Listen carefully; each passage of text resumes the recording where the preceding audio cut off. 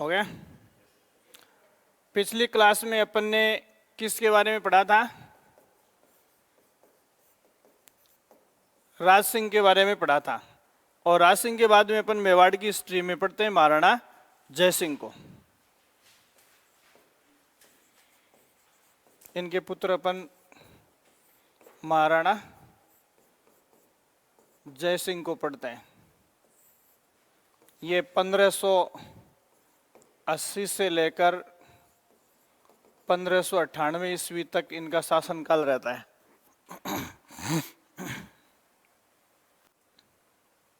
ठीक है। अब देखो, इससे पहले मैंने राज सिंह का जो संघर्ष है उसके बारे में मैंने आपको बताया था कि ये आदमी औरंगजेब के साथ संघर्ष की स्थिति में था, ये बताया था। उसके बाद में राज सिंह की मृत्यु के बाद में इनका पुत्र जय सिंह का राज्याभिषेक हुआ। तो कुछ समय तक तो इसने संघर्ष को जारी रखा। किसके साथ? कुछ समय के लिए। और उसके बाद में औरंगजेब से क्या कर ली? संधि कर ली। इसका मतलब मेवाड़ में जो मुगलों से प्रतिरोध था वो समाप्त प्राय हो गया था। इसलिए इसके टाइम के एकाध स्थापत्य नमूने के बारे में आपसे पूछ सकते हैं। स्थापत्य नमूनों में जैसे महाराणा जय सिंह की सबसे बड़ी स्थापत्य रचना जो है वो जयसमंद झील पढ़ते हैं अपन, या जिसको क्या लिखा होता है? डेबर झील। डेबर झील और जयसमंद झील एक ही है। क्या पढ़ते हो आप इसके संबंध में? सबसे बड़ी झील है क्या? मीठे पानी की सबसे बड़ी झील है। तो इसका निर्माण किसने करवाया था?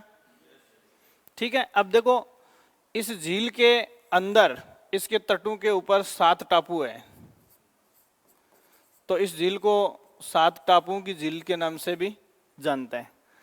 अब जैसे कई बार सिंपल सी एक नाम दे देते हैं, क्या लिखा होता है उसका? बाबा का क्या लिखते हो? बागड़ा। बाबा का बागड़ा, ये क्या है? टापू है। इन्हीं में से इस झील के तट पर है। और एक जो है सबसे बड़ा ये है, सबसे छोटा ये, लेकिन सवाल सिर्फ इस पे ध्यान में रखना है, सबसे छोटा टापू जो है वो प्यारी है। तो ये सवाल जो है वो कई बार पूछा गया है।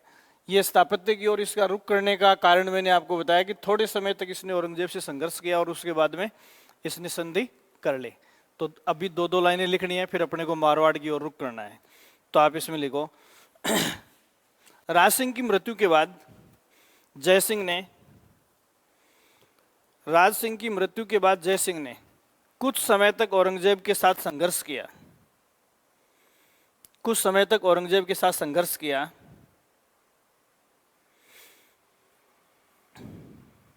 औरंगजेब के साथ संघर्ष किया।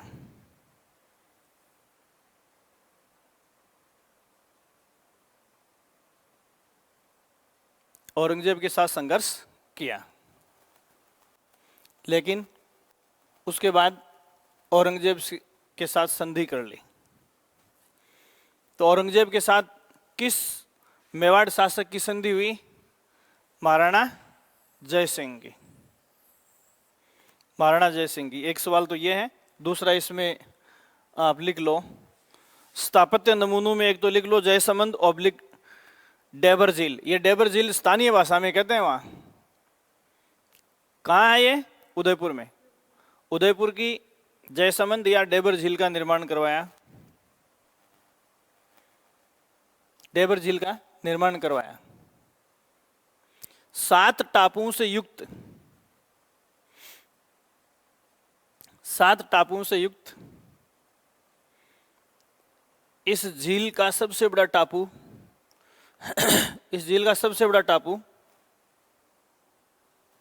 बाबा का बागड़ा है। बाबा का बागड़ा है। ठीक है। इसके बाद में मेवाड़ की हिस्ट्री में एक आध सवाल महाराणा अमर सिंह सेकंड के बारे में। अमर सिंह एक तो अपन पहले पढ़ चुके हैं, प्रताप का पुत्र। और ये अमर सिंह सेकंड किसका पुत्र पढ़ रहे हैं अपन? जय सिंह का। तो ये अमर सिंह द्वितीय है जिसका 1500 कितना पढ़ लिया अपन ने? 1600 लिखना है उसमें, 1600 लिखा ने।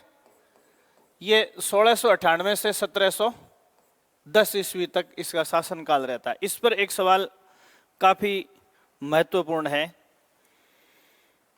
तो देखो, जिस बाह्य प्रतिरोध को ये झेल रहे थे, अब देखो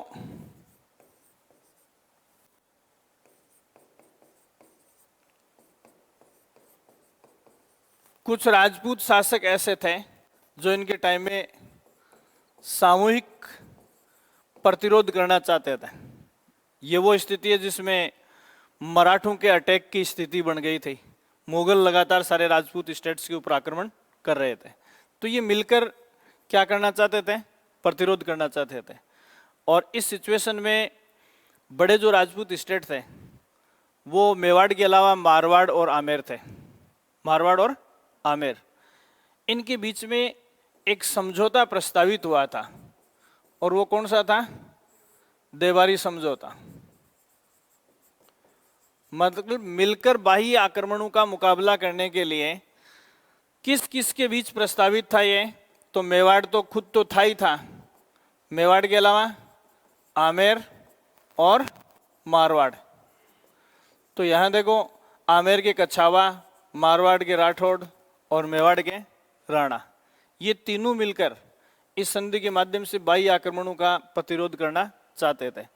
जो प्रस्तावित संधि थी ये किसकी अध्यक्षता में होनी थी? ये अमर सिंह की अध्यक्षता में होनी थी। इसकी अमर सिंह सेकंड की अध्यक्षता में होनी थी। लेकिन संधि की जो प्रस्तावित तिथि थी 17 जुलाई 1734। इससे पहले ही जनवरी 1734 में किसकी मृत्यु हो जाती है? अमर सिंह सेकंड की मृत्यु हो जाती है। इसलिए इसका अगला जो उत्तराधिकारी महाराणा जगत सिंह सेकंड था। तो देखो, पहले प्रस्तावित अध्यक्षता किसकी थी? अमर सिंह सेकंड की। लेकिन इसकी असामयिक मृत्यु के कारण इनके पुत्र जगत सिंह सेकंड ने देवारी समझौते के लिए जो सम्मेलन हुआ था उसकी अध्यक्षता की थी। लेकिन वहां भी जब राजपूत शासक बैठे तो उनकी जो पारस्परिक फूट थी, उस फूट की वजह से ये समझौता वो सफल नहीं हुआ था। किस नाम से जानते हैं अपन इस समझौते को?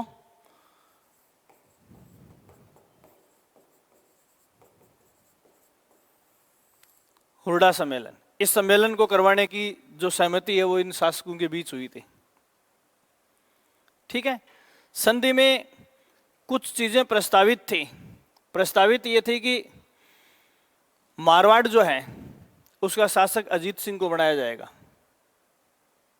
प्रस्तावित समझौता था, उसके अकॉर्डिंग मारवाड़ का शासक किसको बनाया गया? अजीत सिंह को।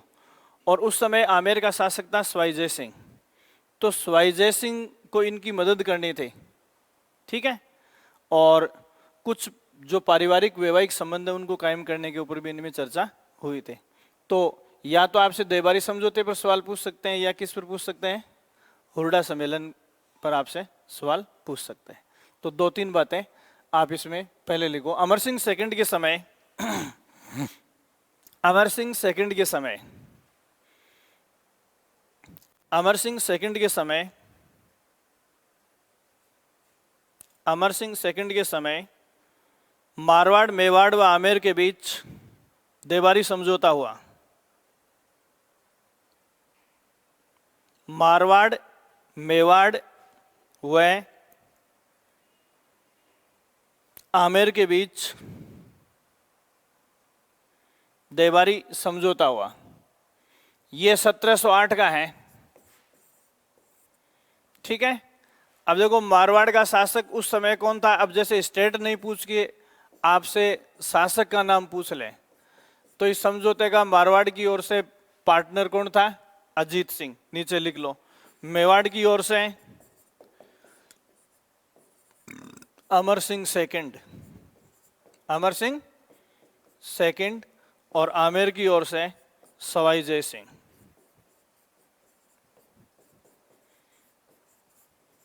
सवाई जय सिंह। तो या तो यूं पूछ सकते हैं मारवाड़, मेवाड़ और आमेर के बीच हुआ था, या ये पूछ सकते हैं कि इस समझौते का पार्टनर तो 3 इनमें से नाम देके चौथा कोई और डाल सकते हैं। अब ये देवारी उदयपुर में पड़ता है, स्थान के नाम पर इसका नाम पड़ गया। ठीक है, इस समझौते में क्या हुआ, तो इसमें लिखो समझौते के तहत समझौते के तहत और डैश करके नंबर 1, मारवाड़ की गद्दी अजीत सिंह के लिए तय हुई। मारवाड़ की गद्दी अजीत सिंह के लिए तय हुई।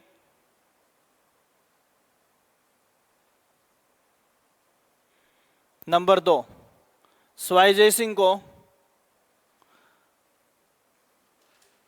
सिंह को मिलकर आमेर की गद्दी दिलाई जाएगी।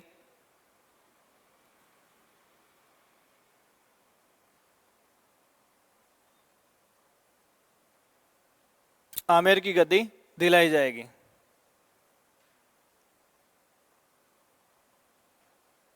तीसरी शर्त, अमर सिंह की पुत्री चंद्र कुंवरी का विवाह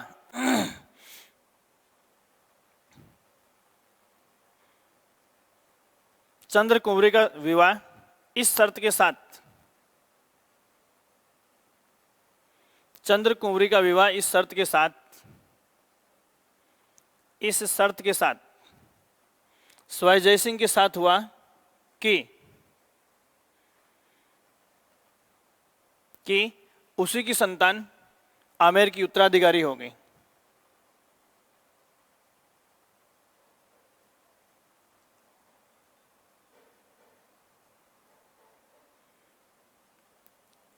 आमेर की उत्तराधिकारी होगी। किसका विवाह? अमर सिंह सेकंड की पुत्री चंद्र कुंवरी किस घराने की हो गई? मेवाड़ घराने की।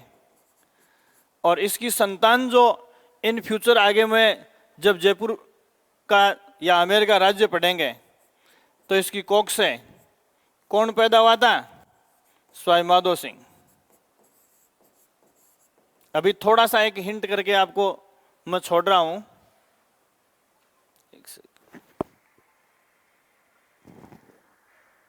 हेलो, हाँ जी बोलो, मिल गया क्या? ठीक, ओके, ठीक है। चंद्र कुंवरी की कोख से कौन पैदा हुआ है? माधो सिंह, आमेर घराने में।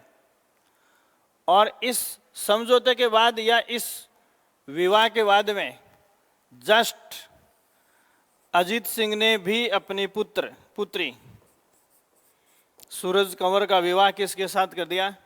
सवाई जय सिंह के साथ। और इसकी कोख से आमेर घराने में कौन पैदा होता है? ईश्वरी सिंह। ये उत्तराधिकार की जंग, ये समझौता आगे चलकर आमेर रियासत को बहुत भारी पड़ा। समझ गए आप? जैसे पहले इस समझौते के तहत किसको? सवाई जय सिंह को आमेर की गद्दी दिलाई गई। गद्दी दिलाने के पीछे इस आदमी का जो इरादा था, शर्त साफ थी कि चंद्र कुंवरी की संतान जो आमेर घराने का उत्तराधिकारी बनेगा। लेकिन समझौते के थोड़े टाइम बाद में अजीत सिंह ने अपनी पुत्री का विवाह भी किससे कर दिया? सवाई जय सिंह से। और ये तीनों प्रभावशाली जो राजवंश थे वो अपना अपना सिक्का सभी क्षेत्रों में चाहते थे। और इसकी वजह से आमेर की हिस्ट्री या आमेर राजघराने की जो कला है वो उसके बीज इस समझौते से बोए जा चुके थे। समझ आ गई बात? तो आप इसमें लिखिए क्या लिखा लास्ट का सेंटेंस? चंद्र कुंवरी का विवाह हो गया। हाँ, लेकिन कुछ समय पश्चात अजीत सिंह ने भी अपनी पुत्री सूरज कुंवरी का विवाह अजीत सिंह ने भी अपनी पुत्री सूरज कुंवरी का विवाह जयसिंह के साथ कर दिया। जयसिंह के साथ कर दिया।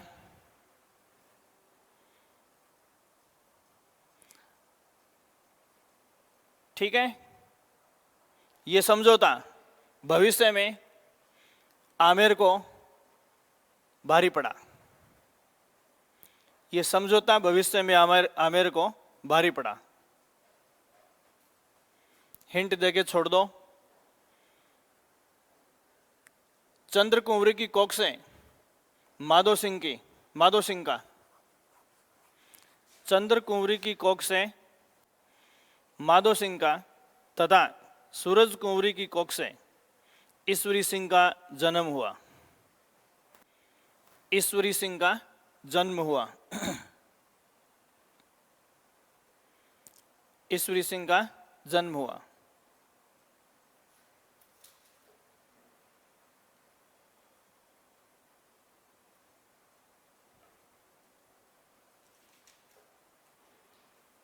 ठीक है, 30 साल तक ये समझौता, मतलब 1708 तक पीछे तक की जो हिस्ट्री थी उसको सेटल करने में कुछ मदद मिली, लेकिन भविष्य में ये आमेर घराने की कलह के बीच जो है वो इसी समझौते से अपन मान सकते हैं। उसके बाद में अमर सिंह सेकंड की अल्पायु में ही मृत्यु हो गई थी। ये देखो 10-12 साल का इसका कार्यकाल रहा है। इसके बाद में अगला आता है संग्राम सिंह। संग्राम सिंह एक तो पढ़ चुके हैं ना, कौन सा? सांगा। तो ये संग्राम सिंह कौन सा होगा? सेकंड। संग्राम सिंह सेकंड का कार्यकाल है 1710 से 34। 1710 ईस्वी से 1734 ईस्वी तक।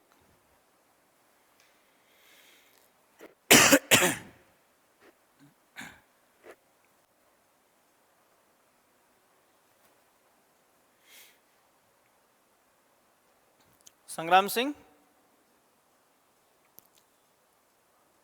सेकंड।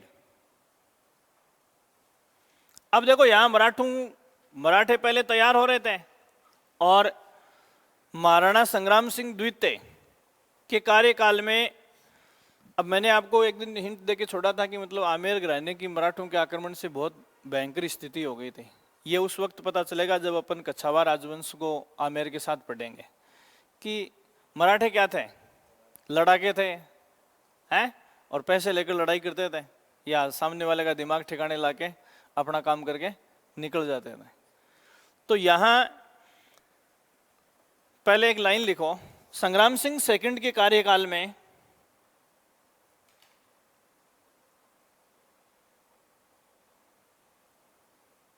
मराठों के आक्रमण का खतरा बढ़ गया था। मराठों के आक्रमण का खतरा बढ़ गया था।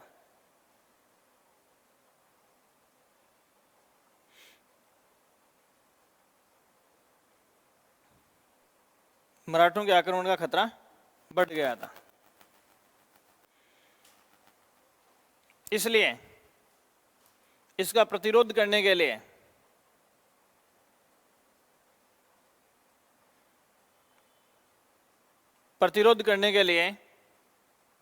सवाई जयसिंह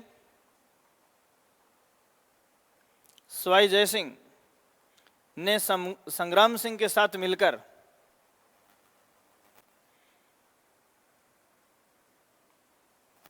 सवाई जयसिंह ने संग्राम सिंह के साथ मिलकर राजपूतों का एक सम्मेलन आयोजित करने की योजना बनाई। राजपूतों का एक सम्मेलन आयोजित करने की योजना बनाई। सम्मेलन आयोजित करने की योजना बनाई जिसे इतिहास में हुरडा सम्मेलन के नाम से जाना जाता है। हुरडा भीलवाड़ा में पड़ता है ये वर्तमान में। हुरडा सम्मेलन के नाम से जाना जाता है। देखो यहां पहली बात आपको ये ध्यान में रखनी है कि हुरडा सम्मेलन जो है वो किसके दिमाग की उपज है? सवाई जयसिंह के दिमाग की उपज है। किसके साथ मिलकर बनाई? संग्राम सिंह सेकंड के साथ। कौन था ये? क्या लगता था सवाई जयसिंह का? हैं? अरे साला हो गया इसका। ये एक प्लान लेकर सारे राजपूतों को एकजुट करके मराठों का प्रतिरोध करने के लिए ये प्लान लेकर किसके पास गया? सवाई जयसिंह संग्राम सिंह के पास गया। ये उपज, बौद्धिक उपज किसकी है? सवाई जयसिंह की।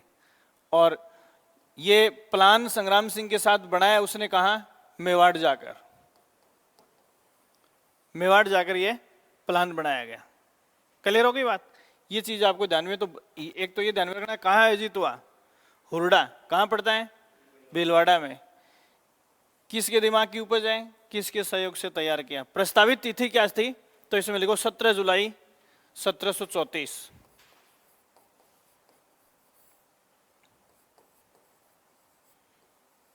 17 जुलाई 1734 ईस्वी।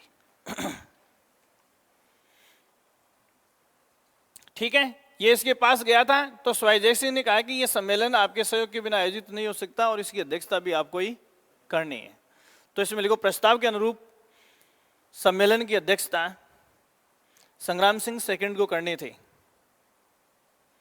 संग्राम सिंह सेकंड को करनी थी।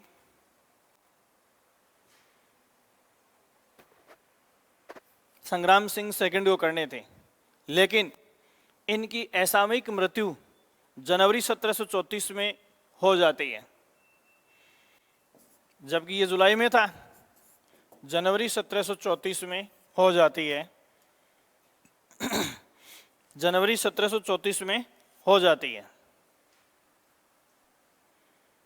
अतः इस सम्मेलन की अध्यक्षता इनके उत्तराधिकारी पुत्र अतः इस सम्मेलन की अध्यक्षता इनके उत्तराधिकारी पुत्र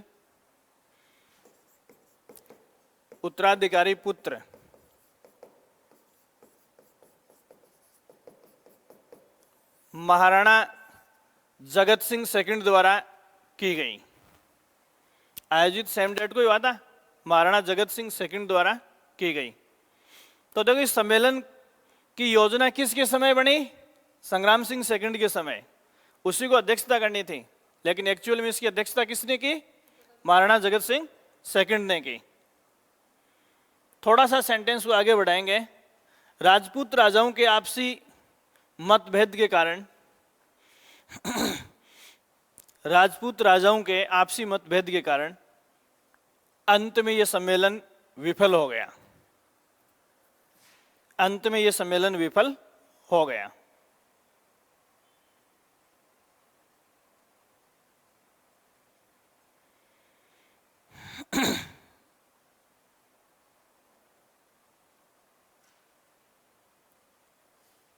ये सम्मेलन विफल हो गया। एक सवाल लिखो, संग्राम सिंह सेकंड के स्थापत्य नमूनों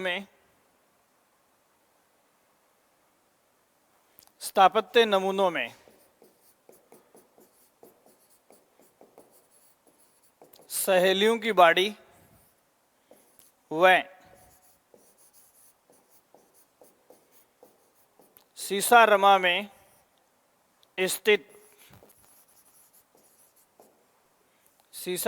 स्थित बैद्यनाथ मंदिर एवं बैद्यनाथ प्रशस्ति। सहेलियों की बाड़ी व सीसारमा का बैद्यनाथ मंदिर व बैद्यनाथ प्रशस्ति महत्वपूर्ण है। तो देखो, सहेलियों की बाड़ी का निर्माण, बैद्यनाथ मंदिर का निर्माण, बैद्यनाथ प्रशस्ति का निर्माण, ये सब किसके करवाए हुए हैं? संग्राम सिंह सेकंड के। अगला आप इसमें लिखो महाराणा जगत सिंह।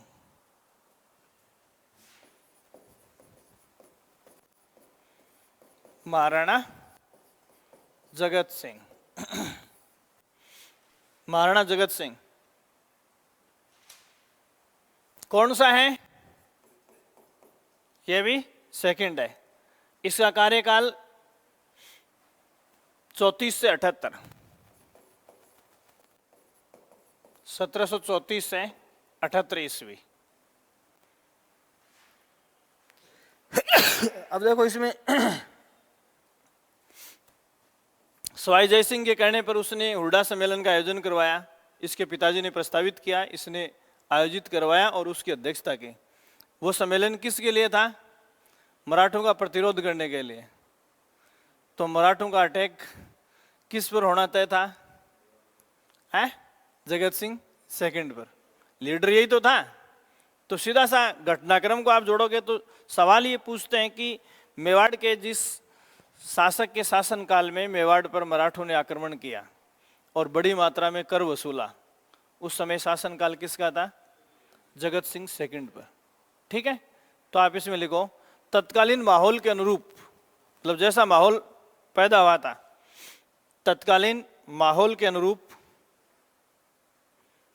जगत सिंह सेकंड के कार्यकाल में, जगत सिंह सेकंड के कार्यकाल में, जगत सिंह सेकंड के कार्यकाल में, जगत सिंह सेकंड के कार्यकाल में मराठों ने मेवाड़ पर आक्रमण कर, मराठों ने मेवाड़ पर आक्रमण कर, मेवाड़ पर आक्रमण कर बड़ी मात्रा में धन वसूल किया, आक्रमण कर बड़ी मात्रा में धन वसूल किया, धन वसूल किया।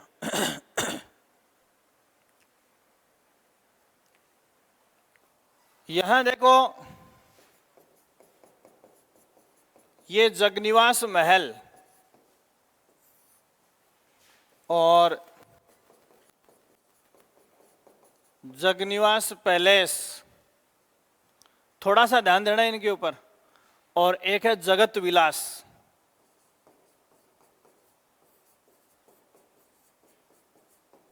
देखो विलास महल को ही कहते हैं वैसे तो, विलास किसको कहते हैं?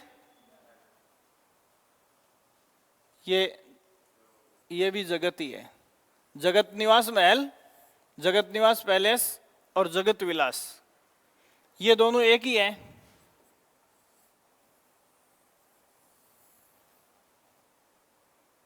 ये निवास मतलब ये बिल्डिंग की बात कर रहा है, ये विलास शब्द आगे लग जाए तो आपको क्या देखना है? ये इनका एक प्रसिद्ध दरबारी कवि था जिसका कई बार नाम पूछा गया परीक्षाओं में। किसका? जगत सिंह सेकंड का, नेकराम। और ये नेकराम का प्रसिद्ध ग्रंथ है। कई बार चलते चलते गड़बड़ हो जाती है। जनरली विलास शब्द जो है वो महलों के नाम के साथ जुड़ा हुआ होता है, समझ गए? लेकिन ये क्या है? ये ग्रंथ है। किसका? नेकराम द्वारा रचित। और ये नेकराम जगत सिंह सेकंड का प्रथम प्रसिद्ध जो है वो दरबारी विद्वान था। समझ में आ गई बात? ये चीज आपको ध्यान में रखनी है, सवाल बहुत ही इंपॉर्टेंट है। तो आप इसमें देखो, जगत निवास महल ऑब्लिक पैलेस, महल और पैलेस है कि जगत निवास महल ऑब्लिक पैलेस जगत सिंह द्वारा निर्मित किया गया। दोनों को एक साथ लिखना है, इंपॉर्टेंट आगे वाला है। जगत निवास महल ऑब्लिक पैलेस का निर्माण जगत सिंह सेकंड द्वारा करवाया गया, जगत सिंह सेकंड द्वारा करवाया गया।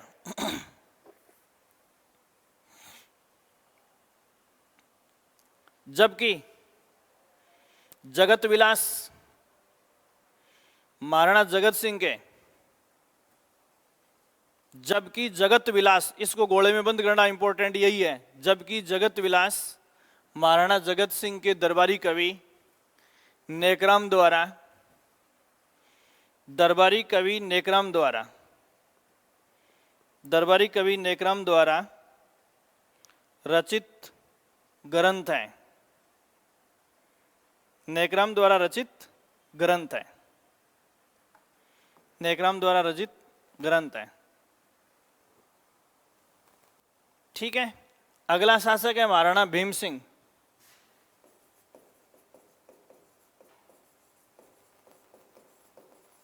यह है 1778 ईस्वी से 1818 ईस्वी। अब एक बार इंडियन हिस्ट्री के ऊपर कोष्टक में अपन साल लिख रहे हैं, इसका मतलब कुछ आइडिया लेने के लिए है, रटने के लिए नहीं है। अब ये राजस्थान की हिस्ट्री को इस टाइम में अपन देखेंगे तो नेशनल हिस्ट्री के साथ अपन कहाँ थे?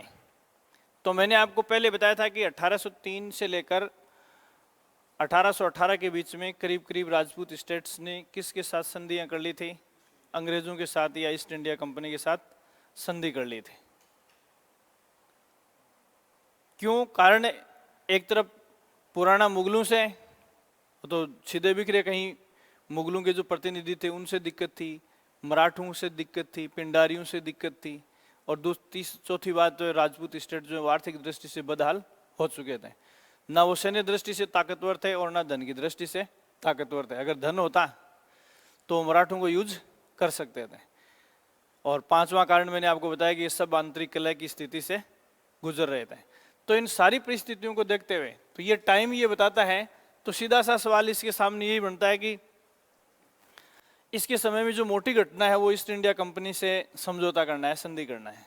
लेकिन इसके अलावा महाराणा भीम सिंह के टाइम में एक सवाल और भी पूछते हैं, और वो सवाल पूछते हैं गिंगोली का युद्ध। गिंगोली कहाँ पड़ता है? नागौर में पड़ता है। ये लड़ाई क्यों हुई? तो देखो, लड़ाई इसलिए हुई कि ये महाराणा भीम सिंह है, इसकी एक पुत्री थी कृष्णा कुमारी। ये कृष्णा कुमारी ट्रेजेडी या कांडपन मेवाड़ हिस्ट्री के साथ पढ़ते हैं, लेकिन इसमें 3 राजघराने उलझे हुए थे। कौन थी ये? देखो, राव मान सिंह मारवाड़ का, मान सिंह अपन ने मेवाड़ में भी पढ़ा है, मारवाड़ में भी पढ़ रहे हैं, जयपुर में भी हुआ है। राव मान सिंह ये कहाँ का था? मारवाड़ का, ठीक है। और इधर मेवाड़ का कौन था? सॉरी, जयपुर का कौन था? जगत सिंह। अभी जगत सिंह इससे पहले कहाँ पढ़ा है? मेवाड़ में। कौन सा जगत सिंह पढ़ा है? सेकंड। और ये भी सेकंड ही था। मतलब मेवाड़ के जगत सिंह सेकंड के बाद में मेवाड़ का उत्तराधिकारी जब भीम सिंह होता है, उस समय आमेर में कौन होता है? जगत सिंह सेकंड होता है। ये दोनों ही आदमी इससे विवाह चाहते थे, और इसके विवाह को लेकर ही इतिहासकारों की अपन बात माने तो इन दोनों के बीच क्या हुआ था? गिंगोली का युद्ध हुआ था। गिंगोली कहाँ पड़ता है? नागौर में पड़ता है। तो जयपुर और मारवाड़ के नरेश जो है वो कहाँ टकराए? नागौर में, ठीक है। तो देखो, कुछ समय बाद क्या हुआ? कुछ समय बाद ये विवाद समाप्त होने से पहले ही इस लड़की ने जहर पी लिया, और इसके मरते ही ये कलह खत्म हो गई है। कहेगा ठीक हो गया। ये आदमी की जिंदगी एक बार मिलती है, जो करते हो सीना ठोक के करो, हैं? और डरने की किसी से जरूरत नहीं है। बुजदिलों का काम है यार आत्महत्या करना। वीर रस पढ़ो, हैं? काव्य में क्या पढ़ोगे? ठीक है। और वीर रस, जब वीर रस से काम नहीं चले तो उसके साथ साइकोलॉजी की फैंटेसी पढ़ लो। फैंटेसी किसको कहते हैं? दिवास्वप्न को। मतलब जो एक्चुअल लाइफ में पूरा नहीं होता, उसके लिए सोते सोते जागते जागते सपने देखो कि मैंने ये कर लिया है। ये बात है। तो फैंटेसी और वीर रस दोनों एक साथ हो जाएं तो पहला प्रयास करवाएगा आपसे, और दूसरा कुछ नहीं करके भी आप फील गुड कर रहे हो, आत्मसंतुष्टि, ठीक है। तो ये आपको ध्यान में रखने हैं 2 सवाल। तो पहला सवाल लिखो आप इसमें, भीम सिंह या कृष्णा कुमारी विवाद लिख लो, हेडिंग है कृष्णा कुमारी विवाद ऑब्लिक गिंगोली युद्ध। बात है कि है ना? कृष्णा कुमारी विवाद ऑब्लिक गिंगोली युद्ध। ये जगत सिंह का ध्यान रखना, दोनों जगह से अटैच किया अपन ने इसको।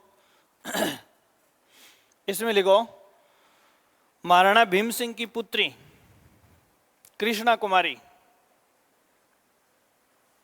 अब देखो, कई जगह अत्यंत रूपवती सुंदर लड़की थी, ये लिखने की जरूरत नहीं है, हैं? ये प्यादे लड़ रहे हैं, इसका मतलब सुंदर तो थी।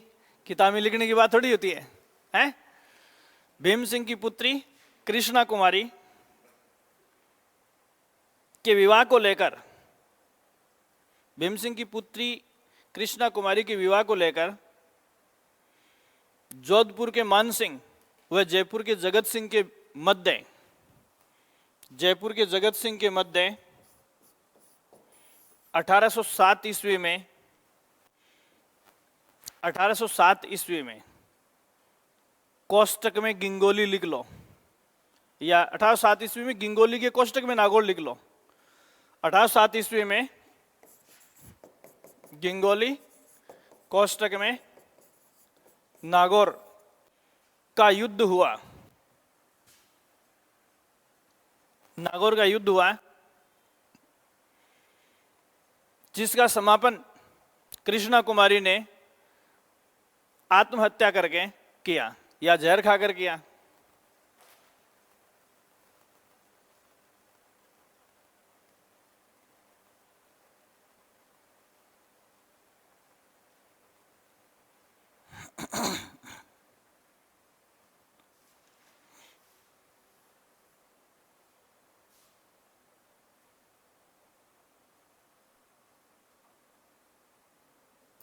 ठीक है, अब देखो दूसरा सवाल इसमें मैंने आपको बताया है ईस्ट इंडिया कंपनी के साथ संधि।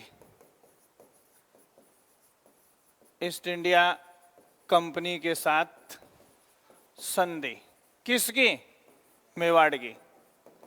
अब यहां एक नाम फिर ध्यान रखना, देखो जनरली अपन अजीत सिंह को कहां पढ़ते हैं? मारवाड़ में, लेकिन एक आसिंद भीलवाड़ा का निवासी था ठाकुर अजीत सिंह, मेवाड़ में भी। तो महाराणा भीम सिंह की ओर से ये जो संधि की गई थी किसके साथ? ईस्ट इंडिया कंपनी के साथ, जो रक्षात्मक संधि बोलते हैं इसको। राजपूतों ने जितनी भी संधियां की, रक्षात्मक का मतलब है कि अंग्रेज जो है वो उन रियासतों को क्या देंगे? सुरक्षा प्रदान करेंगे, और बदले में उनको लगान स्वरूप कई शर्तें होती थी इसके अंदर, तो उन शर्तों का पालन करने के लिए।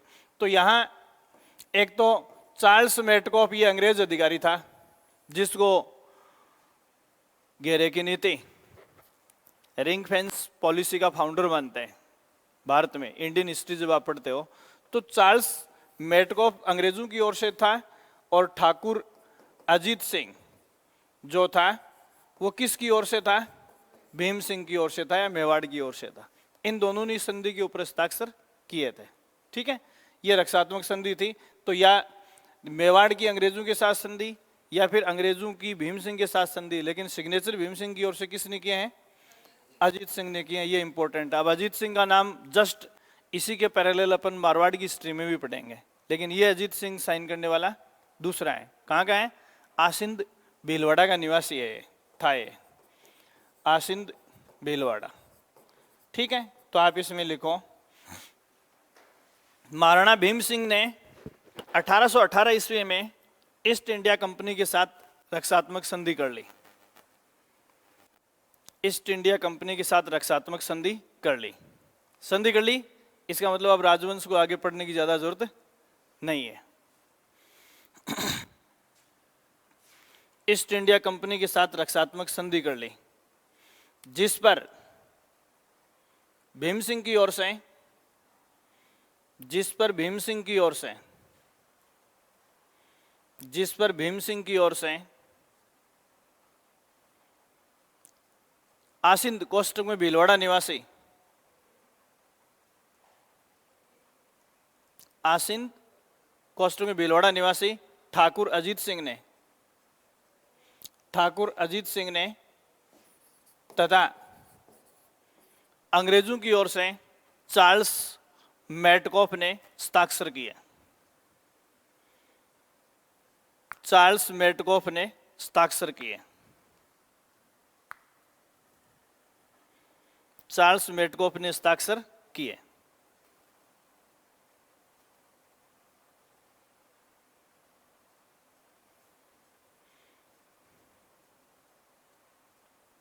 ठीक है, अब इसके आगे की हिस्ट्री आपको ज्यादा देखने की जरूरत नहीं है।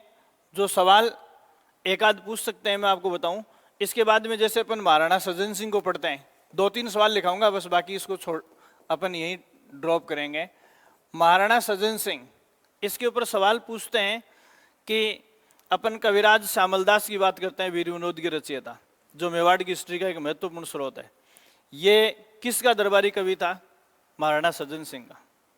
मेवाड़ की हिस्ट्री इसने लिखी है, तो आप इसमें सिर्फ सवाल लिख लो, कविराज श्यामलदास महाराणा सज्जन सिंह के दरबारी कवि थे। इसके बाद की 2-3 बातें आपको ध्यान में रखनी है बस। महाराणा सज्जन सिंह के दरबारी कवि थे, दरबारी कवि थे। उसके बाद में दूसरा सवाल आता है, जैसे 1857 की क्रांति हुई थी अंग्रेजों के विरुद्ध, तो उस समय पर यदि आपसे सवाल पूछे जाए तो 1857 की क्रांति के समय मेवाड़ का शासक, जैसे मैंने आपको रिंग फेंस की पॉलिसी बताई है, घेरे में रखने की नीति, मतलब उनके ऊपर पूरा वर्चस्व अंग्रेजों का होना चाहिए। तो ये जिस रियासत ने संधि कर ली वो पूर्णतः अंग्रेजों के घेरे में थी। तो महाराणा स्वरूप सिंह ने 1857 की क्रांति में अपना क्या रुख दिखाया? तो उसने किसका साथ दिया था? अंग्रेजों का। तो बातें हैं कि 1857 की क्रांति के समय कई बार अटैच कर देते हैं कि किस रियासत के शासक ने साथ दिया, किसने साथ नहीं दिया। तो इससे पहले संधि हो गई थी, साथ देना स्वाभाविक था। और दूसरा ये पूछ लेते हैं कि उस क्रांति के समय इस रियासत का शासक कौन था? तो आप इसमें लिखो 1857 की क्रांति के समय महाराणा स्वरूप सिंह ने अंग्रेजों का साथ दिया। तो यही हो गया शासक, महाराणा स्वरूप सिंह ने अंग्रेजों का साथ दिया, अंग्रेजों का साथ दिया, ठीक है। और महाराणाओं का जो राज है वो अंत तक चलता रहा। तो जब राजस्थान का एकीकरण अपन पढ़ेंगे तो अपन महाराणा भूपाल सिंह पढ़ेंगे। तो ये महाराणा शाखा का अंतिम था। तो इसमें लिखो मेवाड़ की महाराणा शाखा का अंतिम शासक भूपाल सिंह था, जो राजस्थान के एकीकरण के समय महाराज प्रमुख बना, महाराज प्रमुख बना, महाराज प्रमुख बना।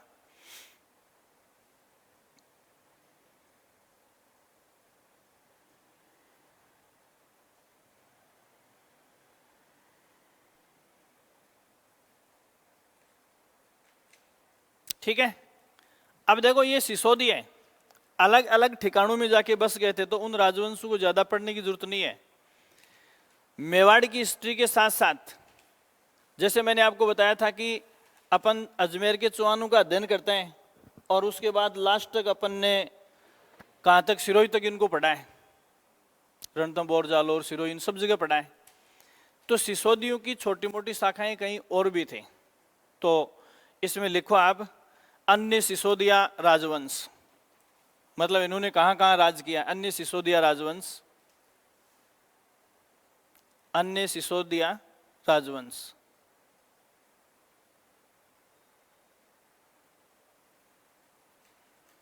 ठीक है। नंबर 1 बागड़ के सिसोदिया, बागड़ के सिसोदिया, बागड़ के सिसोदिया, बागड़ के सिसोदिया। ठीक है। तो देखो एक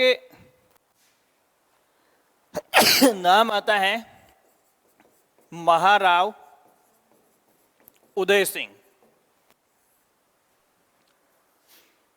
ये वो नहीं है जो अपन ने पढ़ा है। ये महाराव उदय सिंह एक सैनिक था जिसके पास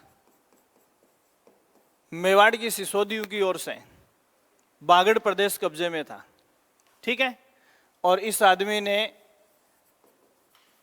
राणा सांगा के साथ खानवा के युद्ध में वीरगति पाई थी। देखो महाराव उदय सिंह जिसके पास मेवाड़ की सिसोदियों द्वारा दिया गया क्षेत्र कौन सा था? बागड़। ये आदमी किस में मर गया था? खानवा के युद्ध में। और पीछे ये 2 औलाद छोड़कर गया था। उनका नाम था, एक का नाम पृथ्वीराज और दूसरे का जगमाल। ये दूसरे हैं जो अभी अपन पढ़ रहे हैं, उनसे अलग है, पढ़ गए हैं उनसे अलग। अब पिता मर गया तो इसके बाद इन दोनों ने अपनी 2 अलग शाखाएं बनाई। ये दोनों ही राज्य जो है वो, जैसे माई नदी जो डूंगरपुर बांसवाड़ा से गुजरती है, माई नदी के तट पर है, तो जो पश्चिमी भाग है वो डूंगरपुर है और पूर्वी भाग है वो क्या है? बांसवाड़ा। तो इन्होंने माही नदी को अपना सीमा रेखा बना ली। माही नदी को क्या बना ली? सीमा रेखा। तो पश्चिमी भाग जो है वो किसके पास आ गया? पृथ्वीराज के पास आ गया। और पूर्वी भाग जो है वो किसके पास आ गया, जगमाल के पास आ गया। पूर्वी भाग को अपन क्या कहते हैं, बांसवाड़ा, और पश्चिमी भाग को अपन क्या कहते हैं, डूंगरपुर। समझ में आ गई होगी बात। इस हिसाब से ये एक शाखा है जिसके बारे में आपको ज़्यादा डिटेल से पढ़ने की जरूरत नहीं है, केवल इतना ही ध्यान में रखना है कि ये भी बहुत ज़्यादा डेप्थ में होगी ये चीज़, ठीक है। तो एक आपको ध्यान में रखना है कि जो बागड़ शाखा है उसको दो भागों में बांट लिया गया था। तो आप इसमें लिखो बागड़ के सिसोदिये,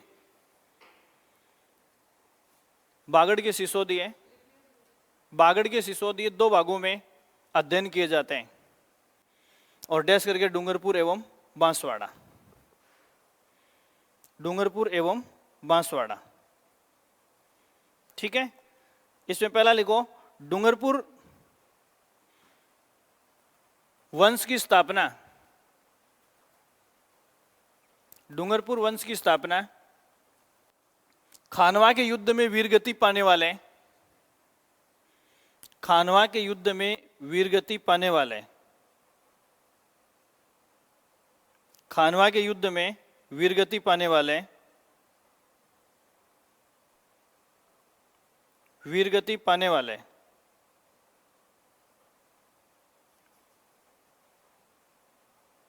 महारावल उदय सिंह के पुत्र, महारावल उदय सिंह के पुत्र पृथ्वीराज ने, पृथ्वीराज ने तथा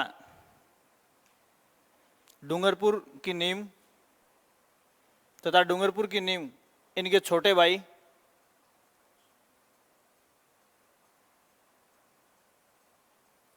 जगमाल ने। चलिए बांसवाड़ा लिखा है क्या, पहले में क्या लिखा है, उल्टा तो नहीं लिख लिया। हाँ, तो इसमें बांसवाड़ा लिखना। दूसरे बांसवाड़ा की स्थापना छोटे भाई जगमाल ने की।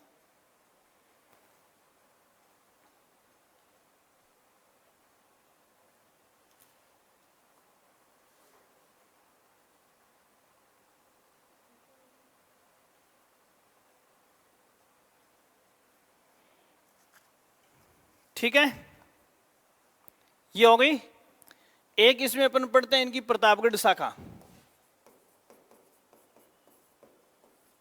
क्या पढ़ते हैं, प्रतापगढ़ शाखा।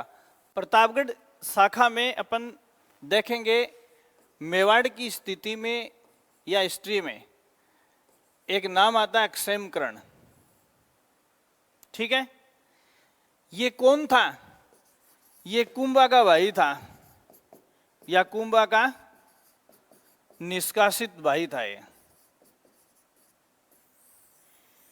और इसको निष्कासित का मतलब देश निकाला दिया गया था। तो ये जिस स्थान पर जाके रहने लगा था उसी को बाद में किस रियासत के रूप में, तो इसके वंशजों ने, अब कौन सी पीढ़ी में थे ये अपन डिसाइड नहीं कर सकते, 4 पीढ़ी 5 पीढ़ी कितनी पीढ़ियों के बाद में।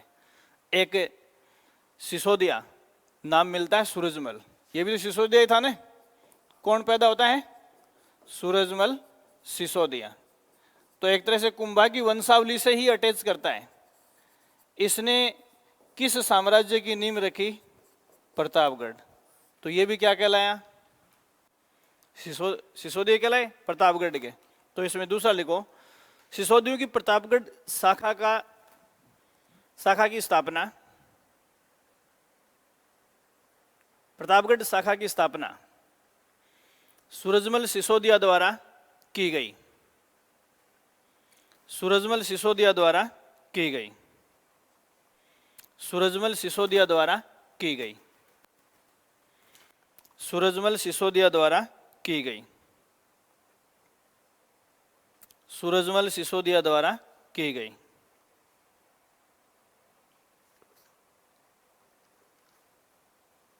सूरजमल सिसोदिया द्वारा की गई, ठीक है। अब एक सवाल मैं आपको बताऊंगा,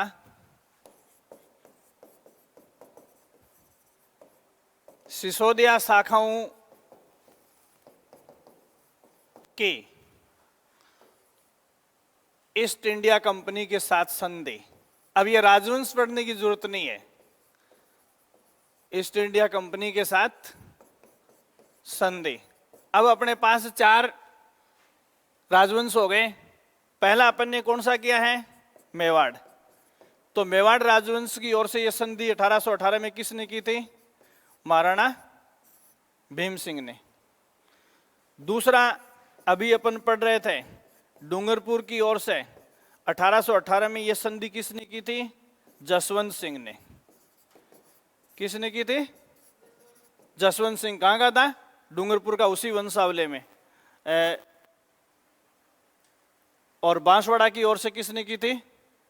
उमेद सिंह ने।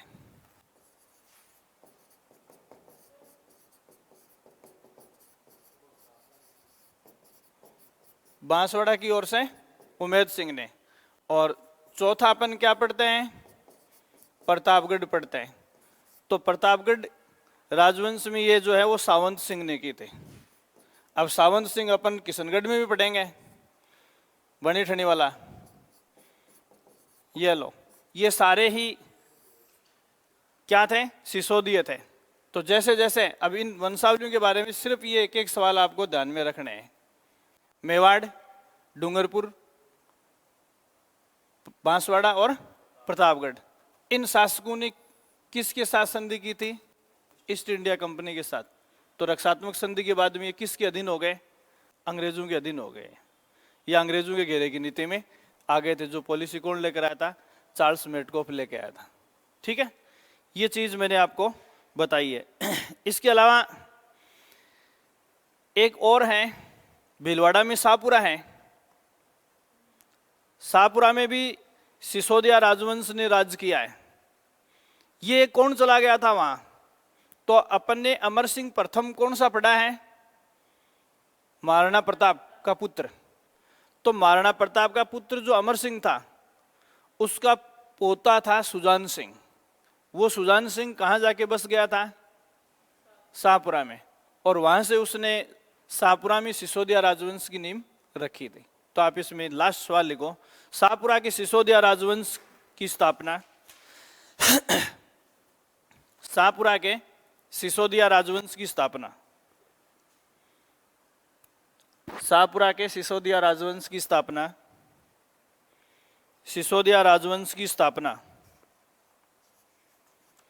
शाहपुरा के सिसोदिया राजवंश की स्थापना अमर सिंह प्रथम के पौत्र, पुत्र मत लिखना, अमर सिंह प्रथम के पौत्र सुजान सिंह द्वारा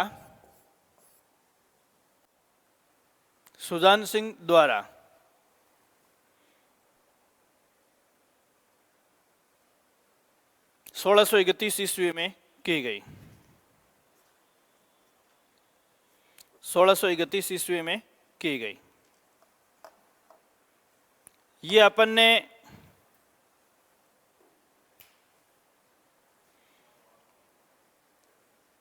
मेवाड़ की हिस्ट्री पढ़ ली है। अब अगली अपन पढ़ेंगे मारवाड़ की हिस्ट्री। अब देखो, मारवाड़ की हिस्ट्री में आप सबसे पहले ये ध्यान रखेंगे कि मेवाड़ की हिस्ट्री का जो चरमोत्कर्ष है वो मालदेव के समय होता है। किसके समय होता है? मालदेव के समय। जबकि राठौड़ों की वंशावली अपन बहुत पहले से पढ़ने लग जाते हैं। और वैसे देखें तो राठौड़ों का जो वास्तविक राज है वो जोधा के टाइम से अपन पढ़ते हैं। जोधा से पहले मारवाड़ के जिन राठौड़ों का अपन अध्ययन करते हैं वो सारे के सारे राठौड़ सामंतवादी प्रथा के तहत ही राजकाज को देखते थे। और मालदेव ने 1531 ईस्वी में मालदेव का राज्याभिषेक हुआ था। देखना एक बार, मारवाड़ की वास्तविक स्थिति अपने को किसके टाइम में पढ़नी है? मालदेव के समय। और मालदेव का राज्याभिषेक कब हुआ था? 1531 में। एक बार वापस इसको देखेंगे। ये ट्रायंगल जिसकी एक दिन में चर्चा कर रहा था, 1530 में मुगल साम्राज्य की स्थापना हुई। 26 में 1530 में बना शासक बना हुमायूं। 1530 में कौन बना? हुमायूं। उसके बाद में 1540 से अपन किसकी हिस्ट्री पढ़ते हैं? सूरी खानदान की। शेरशाह सूरी, मतलब मुगलों से जो राजकाज है वो किसने छीन लिया था? शेरशाह सूरी ने। और इसमें मालदेव का जो शासन काल है वो अपन पढ़ते हैं 1531 से 1562 तक। मालदेव का शासन कब पढ़ेंगे? 1531 से 62 तक। अब देखो, और उसके बाद में यहाँ मुगलों की ओर से 1540 से लेकर 1555 तक सूरी खानदान रहता है यहाँ, ठीक है। फिर 1555 से वापस क्या आता है? मुगल आते हैं। अब मुगलों में पहले किसका? हुमायूं का राज्याभिषेक होता है, और उसके बाद अकबर। अकबर को फिर अपन 1556 से लेकर 1605 ईस्वी तक, 1605 ईस्वी में जहांगीर का राज्याभिषेक होता है। ये इंडियन हिस्ट्री में अपन पढ़ते हैं सारा। तो अब देखो ये टाइम देखो 1531 का, तो 1531 से 62 तक इसका मुकाबला किससे हुआ? अफगानों से। सूरी अफगानी थे, और इस दरमियान 2 बार किससे हुआ है? मुगलों से, ठीक है। तो इस साम्राज्य के बीच में ये आता है। तो देखो इन दोनों का दुश्मन एक था, है मालदेव के खिलाफ शेरशाह सूरी का यह क्या हो कथन कि मैं मुट्ठी भर बाजरे के लिए हिंदुस्तान का साम्राज्य खो देता। समझ आएगी बात? आप ज्यादा मत सोचो। ये कथन किसका है? शेरशाह सूरी का, मालदेव के विरुद्ध लड़ते हुए उसने ये बात कही है। इसका मतलब मालदेव और ये शेरशाह सूरी जो आपस में क्या थे? गिरी सुमेल का युद्ध इनके बीच पढ़ेंगे अपन आगे 1544 का। तो यहाँ ये चीजें आपको देख, ये इसका दुश्मन था, इस पूरे खानदान को या राजवंश को बीच में समाप्त किया। तो दोनों का दुश्मन क्या था? एक था। तो इंडियन हिस्ट्री का ये एक मतलब मोस्ट इडियट चैप्टर अपन पढ़ सकते हैं। अगर ये दोनों मिलकर लड़ते हैं तो यहाँ ऐसा नहीं होता। तो ये चीज अपने को एक्चुअल में मारवाड़ की हिस्ट्री में पढ़नी है। वास्तविक इतिहास जो जोर देकर आपको डिटेल से पढ़ना है वो राव मालदेव की हिस्ट्री ही आपको पढ़नी है। 90% सवाल मारवाड़ की हिस्ट्री से मालदेव के टाइम से ही आते हैं, जिसको अपन राठौड़ों का क्या पढ़ेंगे? पितृहंता। राठौड़ों का पितृहंता। तो ये चीज अपने को डिटेल से पढ़नी है। लेकिन इससे पहले अपन इनको पैदा तो करें। सबके आदि पुरुष पढ़ते हैं, सबके आदि पुरुष पढ़ते आए हैं। सारे जो राजपूत स्टेट है उनकी उत्पत्ति के बारे में मत पढ़ते आए हैं। तो पहले मैं 2-3 लाइनें आपको एक नोट के रूप में लिखा रहा हूं, ठीक है। वो नोट क्या है इसके ऊपर आपको सोचना है। जब अजमेर, रणथंभौर, जालोर, जब अजमेर, रणथंभौर, जालोर व मेवाड़ या चित्तौड़ लिख लो, चित्तौड़ या मेवाड़ के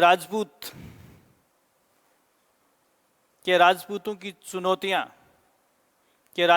चुनौतियां मुगलों के लिए समाप्त हो चुकी थी, मुगलों के लिए समाप्त हो चुकी थी।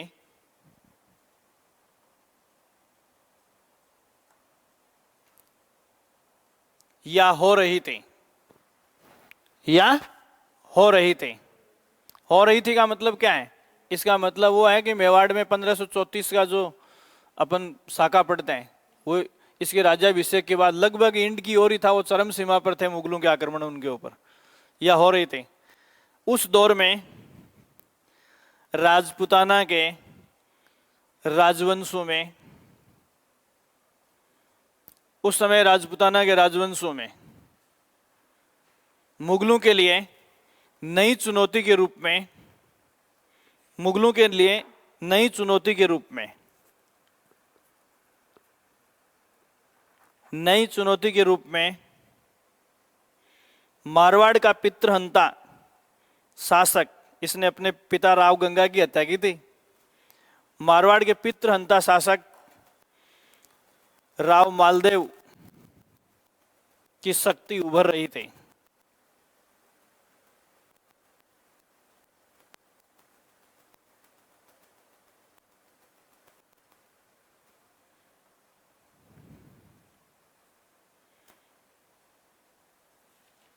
राव मालदेव की शक्ति उभर रही थी। तो देखो मारवाड़ की हिस्ट्री में अपने को पढ़ना तो किसको है, जोर तो देंगे मालदेव से ही, ठीक है। लेकिन मालदेव की इस चुनौती से पहले, मारवाड़ के राठौड़ वंश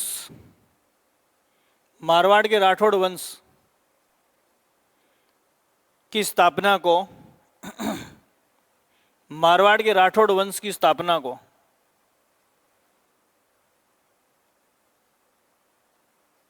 तथा पूर्वजों को दो भागों में बांटकर अध्ययन किया जाता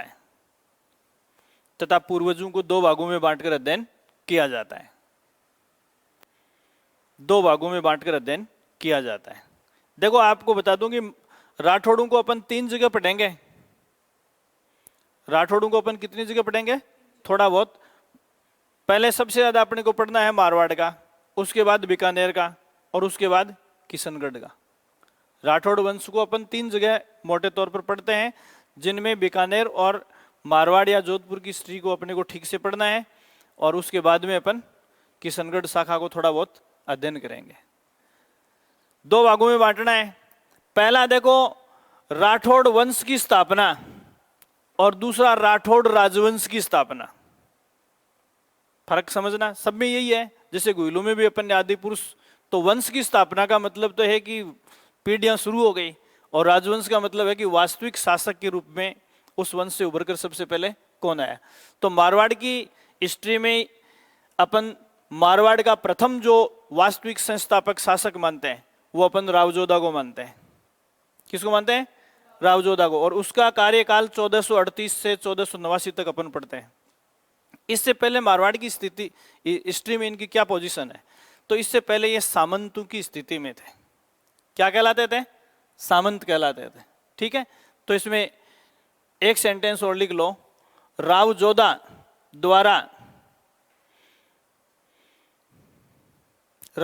द्वारा मारवाड़ में वास्तविक राठौड़ राजवंश की स्थापना से पहले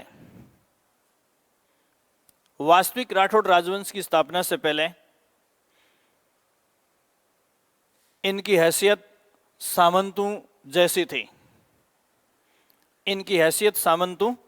थी। इनकी स्थिति सामंतों जैसी थी।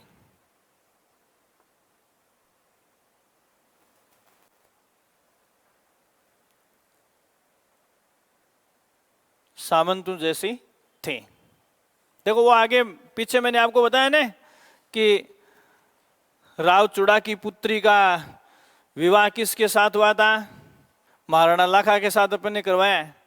तो वो दौर क्या था? उस दौर में मारवाड़ के जो राठौड़ हैं ये वास्तविक शासक थे ही नहीं। इनकी स्थिति कैसी थी? सामंतों जैसी थी। और इनकी हैसियत मेवाड़ के राजपूतों की बजाय क्या थी? कमजोर थी। इसीलिए तो जैसा ऑफर दिया वैसा ही, मतलब बड़े राजघराने में लड़की की शादी हो रही थी तो ये देने के लिए तैयार हो गए। तो यहाँ ये सारी घटनाक्रम अपन ने मारवाड़ की हिस्ट्री में हंसाबाई, रणमल, इन सब को पढ़ा है।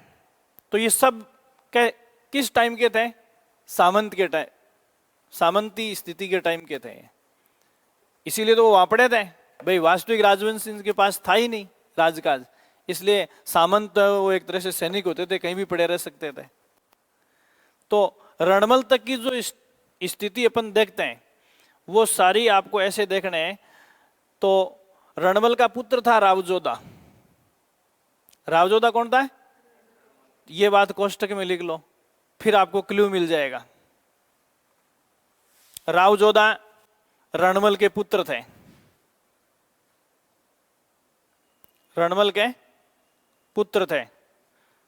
तो हंसा कौन हो गई? जोधा की बुआ। जिसकी मारवाड़ में शादी की थी वो रावजोधा की क्या थी? बुआ हो गई। तो इससे पहले देखो सामंती स्थिति में ये लोग मारवाड़ की हिस्ट्री को टच कर लेते हैं, ठीक है, ये थोड़ा सा आपको ध्यान में रखना है। अब अपन शुरुआत करते हैं राठौड़ राजवंश या राठौड़ वंश।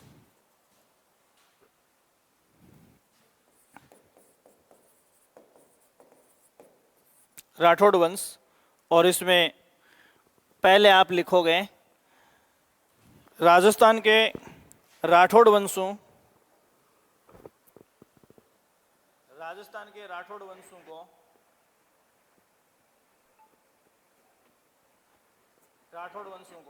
मारवाड़, बीकानेर व किशनगढ़ के संदर्भ में अध्ययन किया जाता है। मारवाड़, बीकानेर व किशनगढ़ के संदर्भ में अध्ययन किया जाता है, संदर्भ में अध्ययन किया जाता है।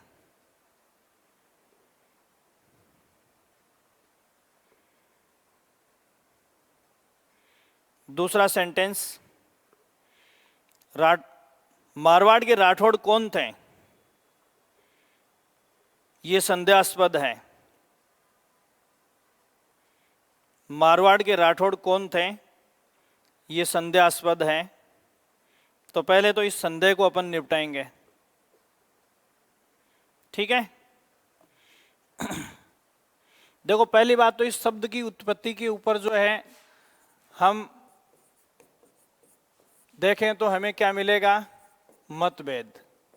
लेकिन अधिकांश इतिहासकार राठौड़ को किस शब्द से उत्पन्न मानते हैं, राष्ट्रकूट। अब इंडियन हिस्ट्री में अपन राष्ट्रकूटों की जब बात करते हैं, ठीक है, तो राष्ट्रकूटों का संबंध किससे रहा है, थोड़ा सा सोचना इसके ऊपर। राष्ट्रकूट दक्षिण भारत में थे, इसका मतलब यह है कि इनका मूल जो है वो हम दक्षिण भारत की किसी जाति से मान सकते हैं, ठीक है। दूसरा इसके ऊपर अपने पास जो मत आता है, मुणोत नैणसी का जो साहित्य है, नैणसी ख्यात, उसको यदि अपन पढ़ें तो इससे पहले मैंने आपको हिस्ट्री पढ़ाई है कन्नौज की, पृथ्वीराज चौहान के समय, और वहां किसकी बात की अपन ने, जयचंद की। तो मुणोत नैणसी अपनी ख्यात में लिखता है कि ये जयचंद के वंशज थे। अब देखो कहां दक्षिण भारत, कहां कन्नौज, समझ आ गया। अगर उत्पत्ति के हिसाब से इनको राष्ट्रकूट शब्द से उत्पन्न मान लें तो नैणसी की बात सरासर गलत नजर आती है, और नैणसी को ठीक मान लें तो राष्ट्रकूट शब्द से ये उत्पन्न हुआ है, इसको नहीं मान सकते, ठीक है। जो बात मुणोत नैणसी ने अपनी किताब में लिखी है, उसका राजस्थान का अधिकांश जो काव्य है वो इस बात का समर्थन करता है।